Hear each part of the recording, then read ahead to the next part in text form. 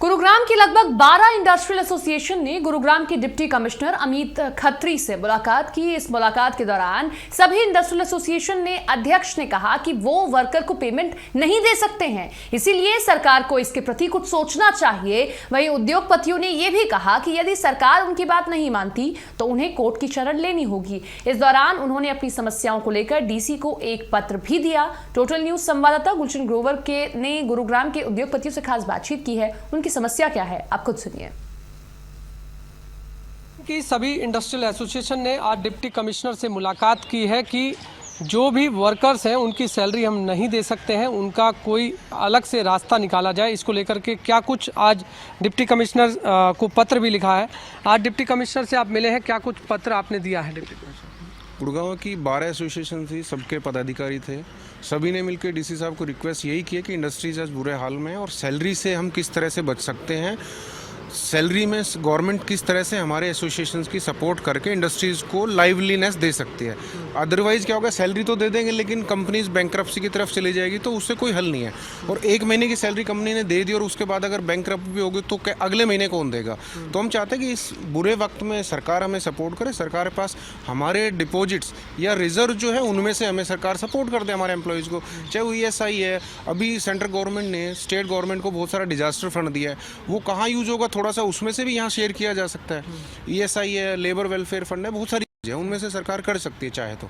क्या लग रहा है कि सरकार को जिस तरीके से आप बार बार आवाज़ तो उठा रहे हैं लेकिन अभी तक कोई रिस्पॉन्स मिल पाया किसी तरीके का?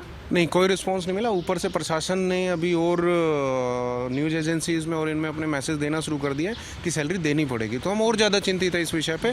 और अब देखो, अब हमारी एसोसिएशंस की मीटिंग हुई है, अगर एसोसिएशन सारी मिल के 12 की 12 एसोसिएशन गुड़गांव की, और हम पूरे हरियाणा भर में जो हमारी एसोसिएशन है सबसे संपर्क करेंगे और सब साथ मिल के, कहीं नहीं तो सरकार नहीं सुनेगी, प्रशासन नहीं सुनेगा तो शायद कोर्ट भी जाएंगे। कोर्ट की शरण ले सकते हैं। देखिए, बिल्कुल कोर्ट की शरण भी ले सकती है इंडस्ट्रियल एसोसिएशन। मेरे साथ सेक्टर 37 इंडस्ट्रियल एसोसिएशन के प्रेसिडेंट भी हैं। दीपक जी, आज आप मिले हैं डिप्टी कमिश्नर से, हालांकि आप काफ़ी समय से मांग उठा रहे हैं कि जो वर्कर हैं हम उनकी सैलरी नहीं दे सकते हैं, सरकार को इसके बारे में सोचना चाहिए। ESI फंड भी आप देते हैं, इसके अलावा लेबर फंड भी आप देते हैं, तो आखिरकार वो फंड फिर कहाँ जा रहा है? क्यों सरकार फिर भी आपके ऊपर दबाव डाल रही है, जिस तरह इंडस्ट्री भी बंद है आप कह रहे हैं? देखिए, ऐसा है कि इस समय जो सबसे बड़ी चीज़ देखने में आ रही है, हमें उम्मीद थी कि पिछली बार की सैलरी देने के बाद सरकार हमारी सपोर्ट के लिए आगे आएगी। हमें पूरा विश्वास था इस चीज़ का, परंतु ये चीज़ नहीं हो पाई। सिर्फ आज की डेट में हमें जो सिर्फ खतरा लग रहा है, क्योंकि बहुत सारी MSME यूनिट्स ऐसे हैं जिनका साल का प्रॉफिट 4-5 लाख रुपए है और वो महीने की 6-7 लाख रुपए सैलरी देते हैं। अब वो लोग काम कैसे करेंगे? अगर वो अपने मतलब 2 साल का प्रॉफिट सैलरी में ही दे देंगे तो उनके बाकी खर्चे वो कैसे पूरे करेंगे? उनके अपने घर के खर्चे हैं, उनके बहुत सारे खर्चे हैं, बिजली का खर्चा है, फिक्स चार्जेस हैं, बहुत सारी चीज़ें ऐसी हैं जो उनको बियर करनी हैं। और दुनिया के हर मुल्क ने, दुनिया के हर देश ने इस चीज़ का वो किया है। आज भी इकोनॉमिक्स टाइम में आप पढ़िए, लगभग 40 से 50 देशों ने तो मतलब 70 से 80% तक पैकेज दिए हैं इंडस्ट्री को, सिर्फ खड़ा रखने के लिए कि इंडस्ट्री किसी भी तरीके से टूट ना जाए या डूब ना जाए। पर भारत सरकार की तरफ से बड़ा दुख होता है हमें कहते हुए कि इस तरह का अभी तक कोई भी पैकेज का या इस मुद्दे पे कोई भी ओपनली ये वाली बात अभी तक कुछ भी नहीं कही गई है कि हम लोग इंडस्ट्री को इस तरह से सपोर्ट करेंगे या इस तरह से कम मनोबल बनाए रखने के लिए ये वाली बात स्टार्टिंग से कही तो जा सकती थी। अभी तक बिल्कुल भी किसी ने नहीं ये वाला पॉइंट लेकिन सरकार ने अब आपकी इंडस्ट्री खोलने के लिए एक सरल पोर्टल पर जाकर के आप आवेदन कर सकते हैं यदि आप अपनी इंडस्ट्री खोलना चाहते हैं, लेकिन उसमें रूल्स हैं, शर्तें हैं। क्या आप लोग अब आवेदन कर रहे हैं? नहीं जी, बिल्कुल नहीं। हमारी छोटी इंडस्ट्री में मेरी काफ़ी कम से कम 40-50 लोगों से बात हुई है, वो सब लोग यही कह रहे हैं कि हम लोग आवेदन नहीं करेंगे, इतनी शर्तों के साथ हम लोग आवेदन नहीं कर पाएंगे। क्योंकि छोटी इंडस्ट्री, ना तो CCTV कैमरे हैं छोटी इंडस्ट्री में, ना ही वो लोग सारी अपनी CCTV कैमरे की रिकॉर्डिंग दे पाएंगे उनके पास। और दूसरी सबसे बड़ी बात, हम लोग वर्कर, हमारा परिवार है, हमारे घर का, हमारी फैक्ट्री का सदस्य हैं, हम लोग उनका ध्यान रखते हैं, हम लोग उनकी सेहत का पूरा ध्यान रखने के लिए तैयार रहते हैं हमेशा। अब ये जो जैसा कहा गया है कि भाई आप CCTV फुटेज उनकी रखी जाएगी, तो इसमें तो हमारा ध्यान उसी को कंट्रोल करने में लगा रहेगा, हम इंडस्ट्री कैसे चलाएंगे।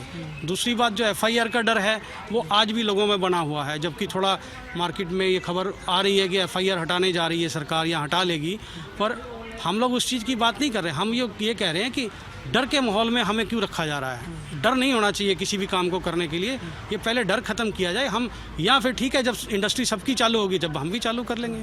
देखिए बिल्कुल, अभी हालांकि सरकार द्वारा कहा गया है कि आप अपनी इंडस्ट्री खोल सकते हैं, लेकिन सरल केंद्र पोर्टल पर जाकर पहले आपको आवेदन करना होगा और उन शर्तों को मानना होगा। लेकिन इस तरफ गुरुग्राम में जो भी इंडस्ट्रियल एसोसिएशन है वो अपनी कंपनी नहीं खोलना चाहती है, क्योंकि उन्हें डर है कि कहीं उनके ऊपर FIR दर्ज ना हो जाए। आज डिप्टी कमिश्नर से मुलाकात करके मानेसर इंडस्ट्रियल एसोसिएशन ने एक 2,51,000 रुपये का हरियाणा कोरोना रिलीफ फंड में आप देख सकते हैं दान भी दिया है और साफ तौर से एक सहायता दी है कि ज़रूर एक इंडस्ट्रियल एसोसिएशन इस फ़र्ज को भी निभा रही है, लेकिन सरकार इनकी नहीं सुन रही है, जैसा कि ये लोग कह रहे हैं।